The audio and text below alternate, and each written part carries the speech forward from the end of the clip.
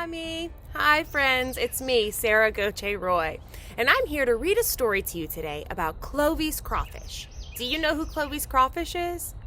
Clovis is one of my favorite bayou critters, and Miss Mary Alice Fontenot wrote lots of stories about him.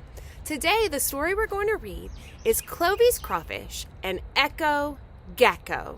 Clovis Crawfish takes a nice adventure and meets a new friend named Gecko. So join us today, Clovis Crawfish and Gecko by Mary Alice Fontenot, illustrated by Julie Dupré Buckner. This book is dedicated to Johnny Allen and Judy Buys, parent and marin of Gecko. It was almost summertime in South Louisiana. A warm breeze blew across the bayou where Clovis Crawfish lived. Clovis was sleepy. He crawled down into the round hole in the middle of his mud house and settled himself for a long nap. High up in the big oak tree, Monsieur Blue Jay squawked, "Chink! Chink!" In no time at all, Clovis was back up on the bayou bank. He twirled his whiskers around and clicked and snapped his big sharp claws.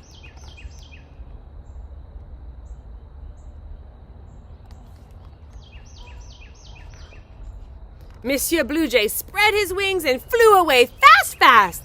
He knew how hard Clovis could pinch with those sharp claws. Christophe Cricket was in his house under the root of the big oak tree.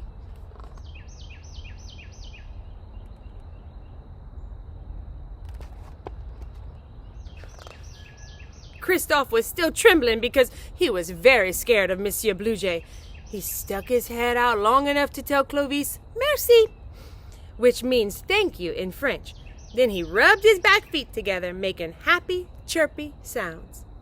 Denise Dirtdauber buzzed by and lit on the wet mud on the bayou bank. Denise was collecting mud to build a nest where she could lay her eggs and hatch baby Dirtdaubers.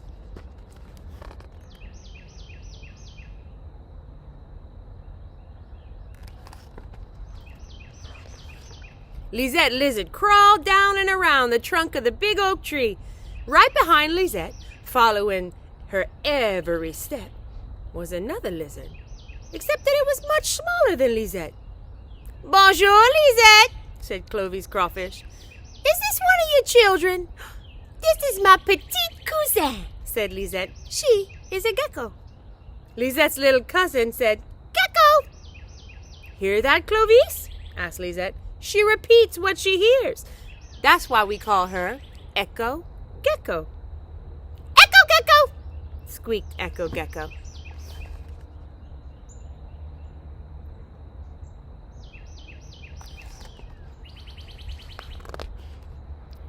"My little cousin wants to learn to parler français," said Lisette.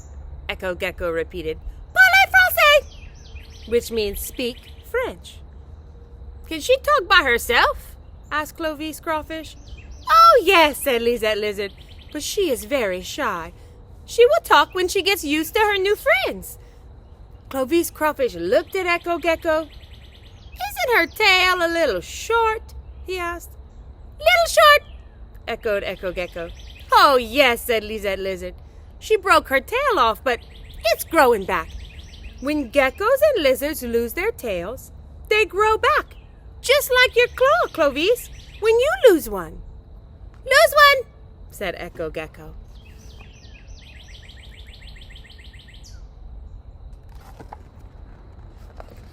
Christophe Cricket poked his head out from under the oak tree root. "Gecko will have to watch out for Monsieur Blue Jay," said Christophe. "Jaybirds eat lizards." Gecko screeched, "Eat lizards!" She rolled her eyes and shivered. Sostine Snake glided across the water in the bayou. He hissed at Fernand Frog and Theodore Turtle, who were sunning themselves on the old log at the edge of the bayou. Andrew Armadillo came lopping up. He snorted at Sostine Snake. Water moccasins were no problem for Andrew. He was from Texas, where there were rattlesnakes by the dozen. Andrew was the only one of Clovis Crawfish's friends who did not have a Cajun French name.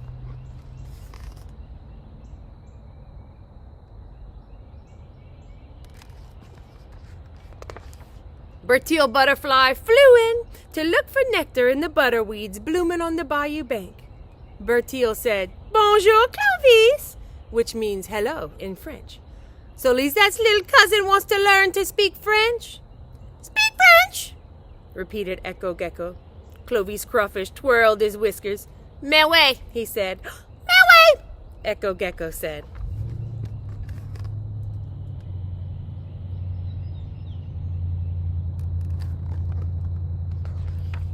Bertil Butterfly fluttered her pretty wings. "She really learns fast," said Bertil. "Learns fast," said Echo Gecko.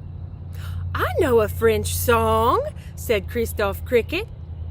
"Je peux parler français," or in Cajun French, we say, "Je peux parler français." Je peux parler français. Je peux chanter français. Je peux parler. Je peux chanter. Je peux parler français.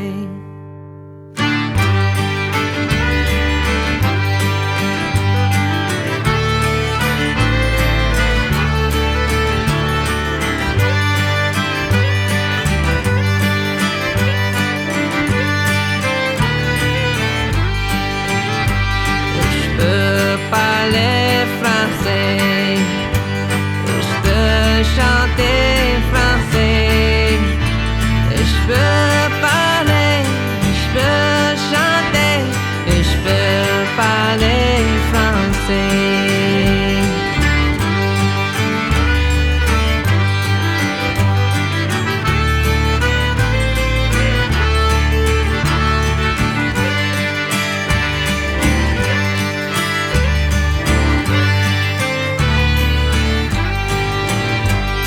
Je peux parler français.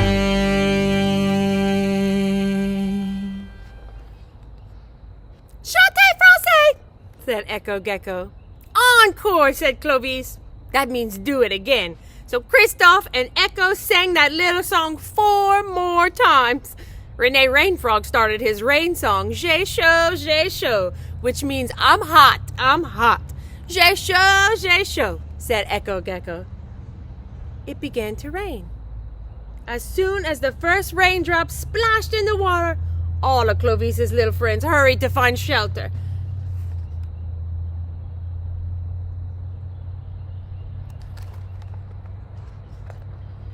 When the shower was over, the sun came out again. Rene Rainfrog, Bertil Butterfly, Lisette Lizard, Christophe Cricket, and Gaston Grasshopper watched as Clovis crawled out of his mud house. All of Clovis's friends came out, except his friend, Echo Gecko.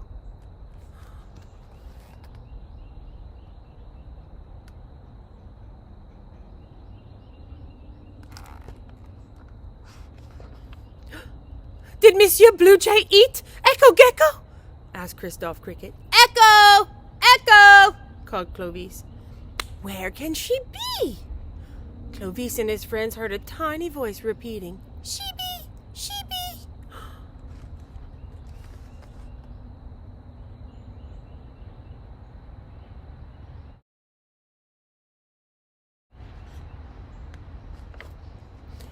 Clovis hurried towards the sound until he came to a swamp mallow blooming on the bayou bank. One of the blooms on the mallow had closed up tightly. "Echo, are you in there?" Clovis asked. "In there?" echoed a tiny voice of Echo Gecko. Clovis carefully ripped the bloom open with his big, sharp claws.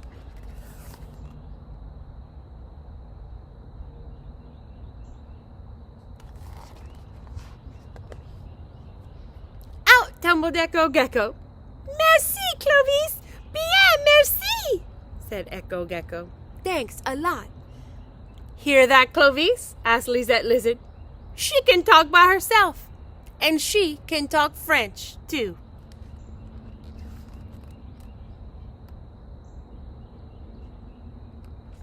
The end. Thank you so much for joining me today to hear the story of Clovis Crawfish and Echo Gecko by Mary Alice Fontenot. You can find more stories at cloviscrawfish.com, and you can also find ways to download or purchase your own copies of the music like you heard today and many others by Clovis Crawfish and the All-Star Bayou Band from the album Bienvenue. Thanks so much, friends. Au revoir! Je peux parler français.